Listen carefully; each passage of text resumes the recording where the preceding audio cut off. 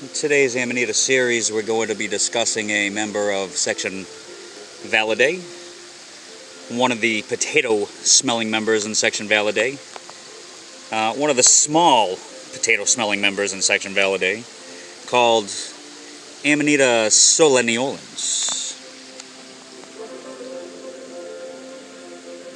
Isn't she beautiful?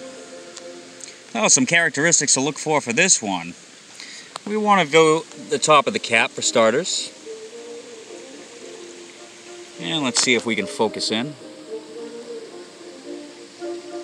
So, we can see some trace remnants of vellum towards the top there, which is not uncommon, but look at this brown cap that's faded towards the margin, and if we get really close, we can see that it doesn't have any striations. That rules out a lot of members, particularly anything in subgenus Amanita. Since Validae is in subgenus Lepidilla, this one doesn't have a striate margin, as we can see.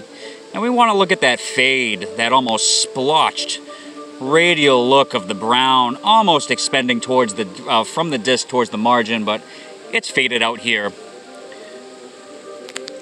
And as we look at the side, we can see the skirt that's apparent, about midway down the stem. And if we can see the gills, there we go. And a little closer view of that skirt right there. Very dainty. Let's zoom back out a little bit. I mentioned this as a small member of section Validae. Just to let you know. That's my hands. Average size hands, I guess. Tiny. With all Amanita, what we want to do is we want to dig out the base. So, carefully we want to dig out around and see if we can extract without losing too much material.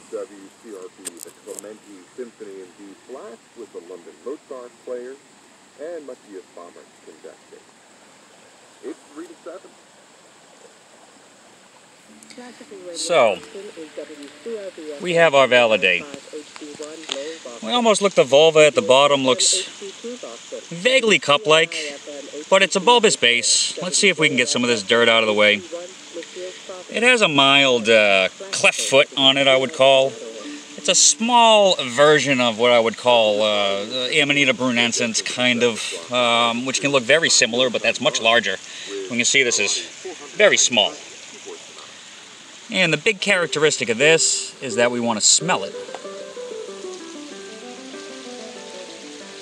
And this is one of our potato smelling groups.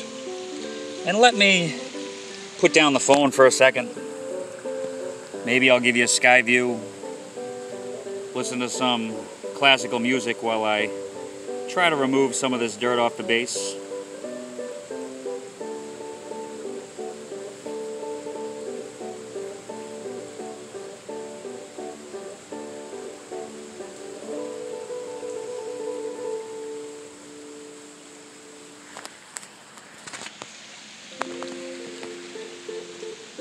So we have our Validae here. Skirt, base, bulbous base, mild sac of a vulva that it's coming from. And with all the Amanita, what we want to do is we want to look at the short gills.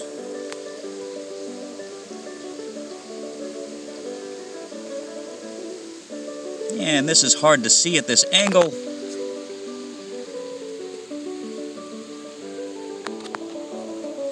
But if we view here,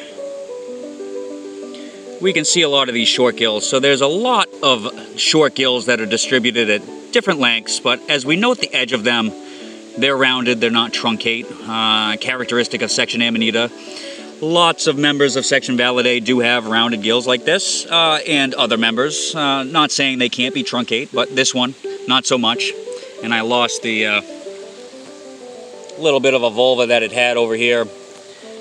But as a characteristic of potato smelling, I find a lot of times that if you crush the base a little bit and hold it right underneath your nose,